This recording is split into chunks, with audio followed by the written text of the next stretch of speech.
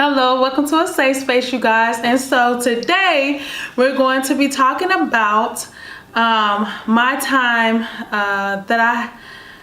we're going to talk about my naval career. That's what we're going to do. I'm going to be transparent with you guys, and to be honest with you, just first and foremost, it'll probably have to be split up into two parts. I'm not going to do too much, but I just have so many stories and so much to say. But we'll probably do two different parts. That's it. Okay. This is just a lot to talk about. When you talk about the Navy, you talk about all of the different, it's just a culture and everything that go into it. So, where I want to start off with is first saying that, once again, like I said, this is a safe space, and I wanted to be the first person to use the safe space. I think that makes sense. I think that's fair.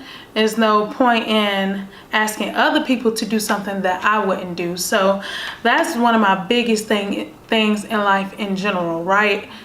So with that being said, I don't know if you guys are familiar with a song that Tasha Cobbs has out. It's called Gracefully Broken. And you guys, let me tell you something. This is one of my favorite songs. First and foremost, just for the simple fact that it's such a powerful song, but she describes Gracefully Broken as being something where even though you're broken, she said, he doesn't hurt you. Even when God breaks you, he doesn't break you to hurt you. He doesn't do it, just to break you down. And she's saying that he does it to build you up and to build character, if I might add that to it. But that just resonated with me on so many different levels. What that means for me is being gracefully broken means that while I'm broken, I'm in a place where I'm experiencing something unexpected. I'm going through something that I did not foresee, and that it's causing me to feel, defeated. Definitely, I'm going through that right now as I'm going through my transition in the Navy. So one thing I can say though, the difference between being broken and being gracefully broken is that when you're gracefully broken, I feel like you have peace. You have more peace, or you strive to have more peace, or you're more accepting to what's going on in your life, even if it's unexpected. So you're not going to try to resist what's happening in your life. Well, I'm not trying to resist what's happening in my life. I'm not trying to act like everything is okay either. So it's called being broken, you know what I mean? But in this way though, that I'm being gracefully broken, I'm saying that I'm growing through what I'm going through. So it took me a very long time to get to a place where I can actually, first of all, even talk about this to you guys confidently. But more so than that, it took a long time for me to just go from being broken to being gracefully broken, because for a very long time I was just bitter. Okay, there was no way that I was going to ever be gracefully broken. I had no room for growth. There was no room for learning. I had no room for anything else to take place. It was simply all about the fact that I was broken, and that this was happening to me. What was going on in my life was happening to me. I had no accountability for it. I took, like I said, just no fault. It was literally due to no fault of my own. I was going through all that I was going through. So it caused me to just be bitter. So in my mind though, now, although once again I'm in a situation that I don't appreciate, and once again I'm in a situation that I just did not expect to be in necessarily, it's different. The way that I'm going through this trial in my life is totally different than how I was going through things a year ago, 6 months ago, So, and the biggest difference is now I can say I'm better. Back then I was bitter. At the very beginning of my naval career, I was very, very bitter. First and foremost because I was culture shocked, but not only that, it was just so many different elements that, I could talk about later on. But just to give you the short version of it, it was just so many elements, man. I'm talking about I was in a new location. I was on my own, right? I didn't have any friends or anyone that I knew out there already at first. I had to understand and, understand the Navy. I was getting to know the policies and things of that nature, because it was totally different than the training I went through, because I went through ROTC. And y'all can testify, y'all know that, especially those of you who are in the same exact program I was in, the fleet, as we say, was nothing compared to, it was nothing like the actual training we went through. So that caught me off guard. And so it was a lot of different obstacles I had to overcome right there in the beginning, all together combined. And not to mention, at that time, I wasn't in a space where I was looking to necessarily grow, right? Because I was just bitter about all the different situations. So I didn't have any room to grow. So that was that. All right. So the longer that I remained bitter, the more that I prolonged, and the more that I hindered myself from progressing in other areas of my life, because it definitely affected my personal life. But not only that, it affected my performance, the way that I was thinking about everything that was going on. So that was that. I became bitter. But one day I woke up, I said, you know what? I don't need to, necessarily be so bitter about this. It's not all bad. But then I had this nasty habit of having so much self-pity, of always being the victim, you know what I mean? And so when I did that, that also hindered me from growing. It took me a very long time to get out of that stage. So I was the type of person where, oh Lord, something happened. Now I gotta sit here, pinch a tent, throw a party, and build a house, all because something happened to me. It's unfair. Why is this happening to me? It's not, I don't know why they're not treating me the way they're treating them. I'm not getting as much help as they're getting, and all these different things.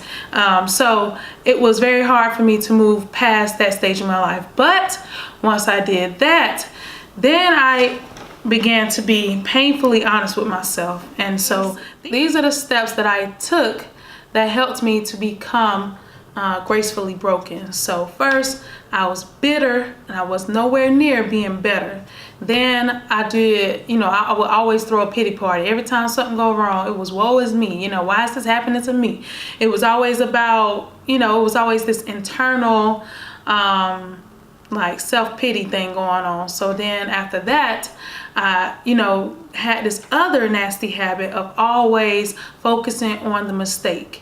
And I never allowed myself to truly grow and become better in that way either, because I was always so focused on the mistake and how embarrassing it was and how ashamed I was. And so for a long time I carried that around. So that took a long time to overcome. And so once I overcame that, then I moved into this other situation where, this other mindset where I just completely neglected any type of feedback. It was like, I don't care what they think about me. They don't even know me, so it don't matter, because if they don't know me, what they saying can't be true. So that was the kind of mindset I had, right?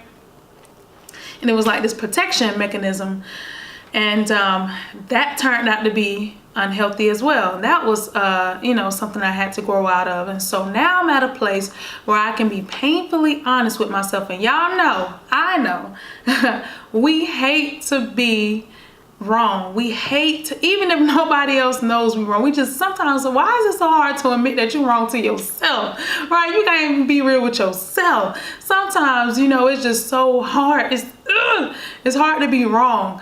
But you gotta do it. That's the only way that you grow. I know for me, when I was painfully honest with myself, that's when I began to truly see myself start making that forward progression. And then, I would make mistakes still, and I'm still making mistakes. However, I don't always fixate on the mistake. That's the difference now. And you don't want to get into a habit of always excusing other people's, mistakes or their actions, but you also don't want to get in the habit of excusing your own mistakes and actions either. And you also don't want to get in the habit of fixating on your mistakes, where you're taking all the blame for everything all the time, because then it affected when I did all of those things. It affected my self-esteem, and it definitely affected my self-confidence. So it was very hard, as you can imagine, to be in the military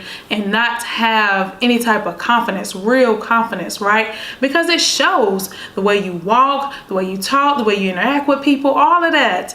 And you could just imagine being in the military is one of the worst cultures that you could ever be a part of and lack any type of confidence, because you're always in front of people. You're always doing things impromptu. It's funny, people think the military is just so on time. Oh my gosh, I got so much discipline. But listen, we are some of the most flexible human beings on this earth, okay? And those of you who are in the military, you know exactly what I'm talking about. Hurry up and wait, all that kind of stuff. So and essentially you learn how to be flexible and how to adjust. And so with that being said, it was like, you cannot fixate. You definitely don't want to be in that type of environment where you're fixating on mistakes and then your self-esteem is in the toilet. It's in the trash. You know what I mean? You ain't seen it in like 10 days. That's not good. You cannot thrive in that type of environment like that. So anyways, I'm sure that this can apply to a lot of other environments as well, a lot of other professions and things of that nature. But the military especially, can you imagine you dealing with all this equipment, you're dealing with you're just dealing with all these different types of people and things of that nature. So it's definitely, the military is a very unique culture. So anyway, going through all of that helped me to understand how to be gracefully broken. So now you understand what it looked like when I was just completely broken, and how I processed everything and how unhealthy that was for me. And then when I made the change and made the switch, right, I began to process things totally different. I believe that's when I started to step into what you call being gracefully broken, whereas I can still say, okay, things still aren't necessarily going my way. However, I'm not going to lose faith. I know what it's like to go through something that isn't going my way and then to lose faith. Stop praying, stop being in your word, stop worshiping, stop thinking that God has anything to do with what I'm doing, and just try to do it on my own. I know what that's like. But now I'm saying to myself, okay, I want to see what it's like to go through something that I did not expect, to go through something that I don't appreciate, I'm uncomfortable doing.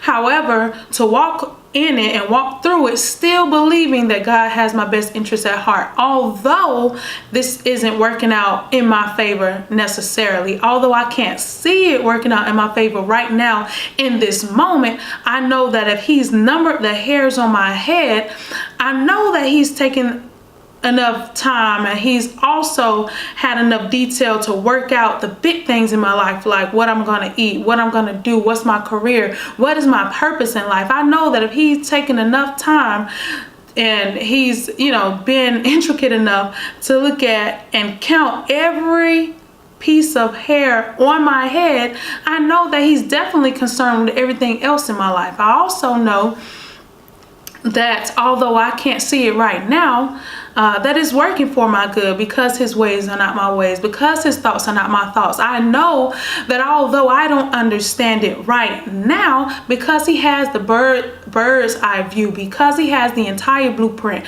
because he knows the entire puzzle and I'm just a piece in that puzzle, I understand and know that, okay, I can still trust God. Even though maybe I can't necessarily trace him right now, I know that I can trust him, just simply because I know that it's working for my good. And I know what it's like to try to do it on my own and it still don't work out. I know that it still don't work out, even when I try to do it myself. Even when I'm trying to, call myself, taking matters to my own hands.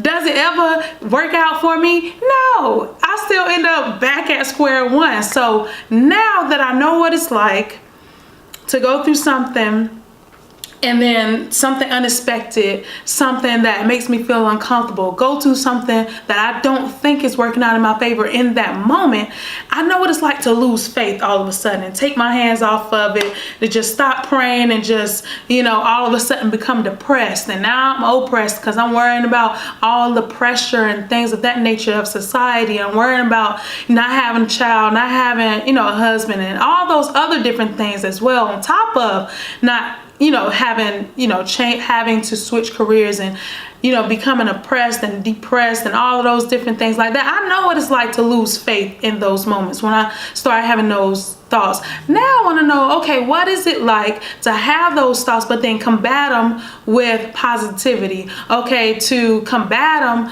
with faith and just in the trust of knowing, all right, now that I'm moving through this differently, I know that it's going to work out for my good. Not just because of my faith, though. I think it's deeper than that as well.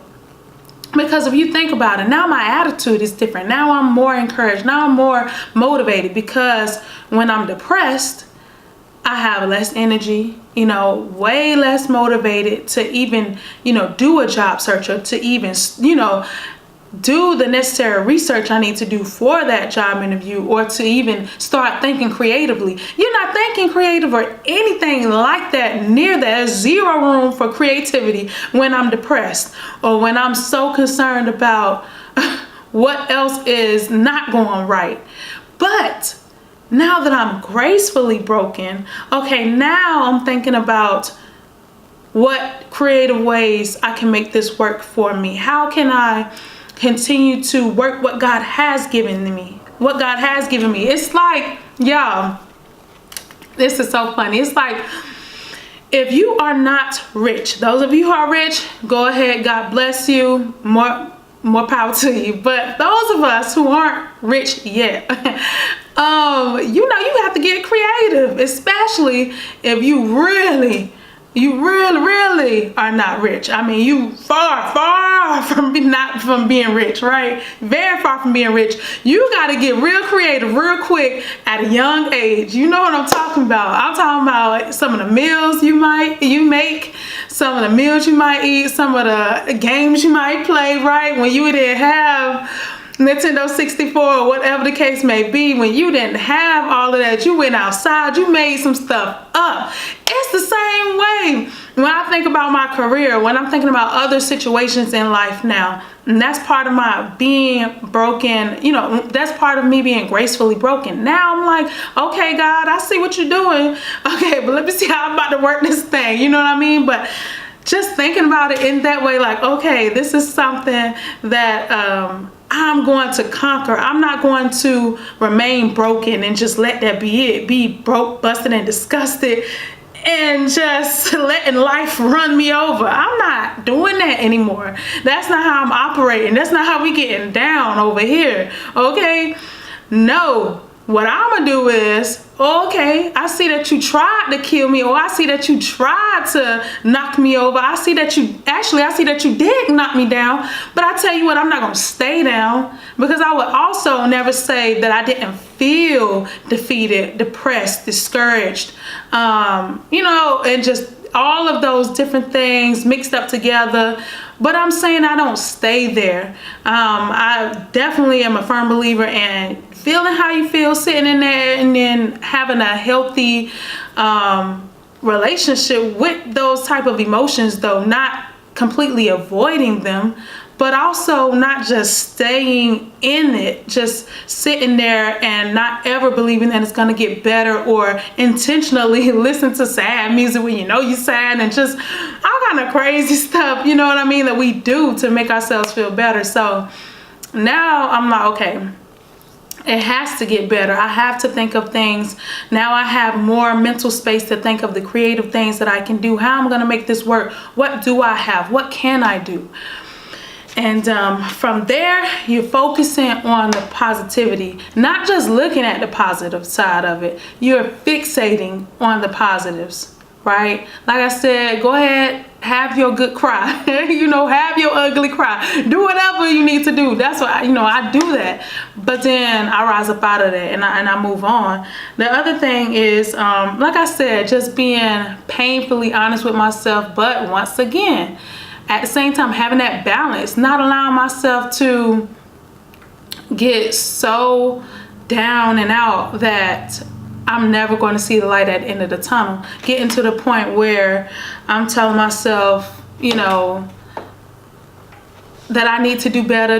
You just be better. Just get in the habit of being kind to yourself. I saw that there was a Snapchat filter, but I remember thinking about that a long time ago, and I was like, wow, that is so powerful. Being kind to yourself and knowing that difference, and how I try to always have tact when I talk to others, and so I can do that with myself as well. But it's just being real with yourself as well. So again, having that balance of being real with yourself and being kind to yourself, loving on yourself, building yourself up, thinking positive about yourself, thinking that you are beautiful, you are amazing. Words of affirmation is amazing. And I'll just go off on this tangent just for a little while, just because I think this is another powerful thing to understand. Death and life is in the power of your tongue, but the world has transformed that to words of affirmation. How powerful that they are. It's the same thing. Words of affirmation, speaking to yourself. You see those videos of the children speaking to themselves in the mirror, and how parents are encouraging themselves. That's why so many of us have so many issues, because maybe you didn't have your parents speaking that to you throughout your life, or maybe you had the opposite. Maybe you had them saying things, but it were the right things. But faith come by hearing. What you're hearing. That's why words of affirmation is so important.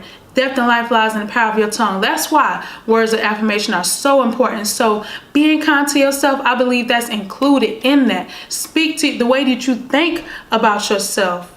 So all of that helped me to become gracefully broken. Now, although I'm feeling down and out,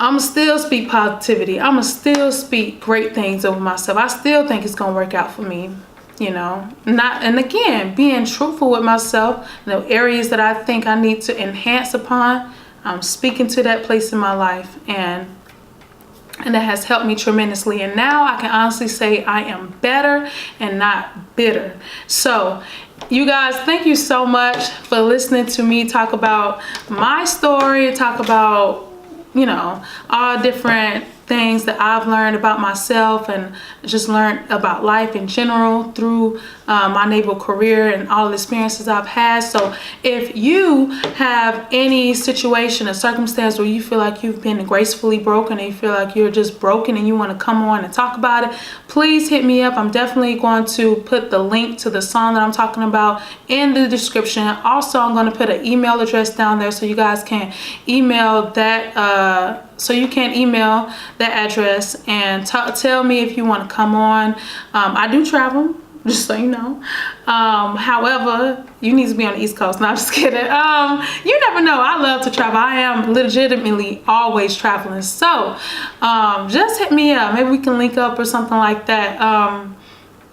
And technology is amazing, so you never know. So either which way, you guys, you want to leave something positive or beautiful, you want to say something nice to me, you can definitely email it to the email address that I'm going to leave down there. Thank you guys so much for being in this safe space with me. I appreciate y'all. Show me your love.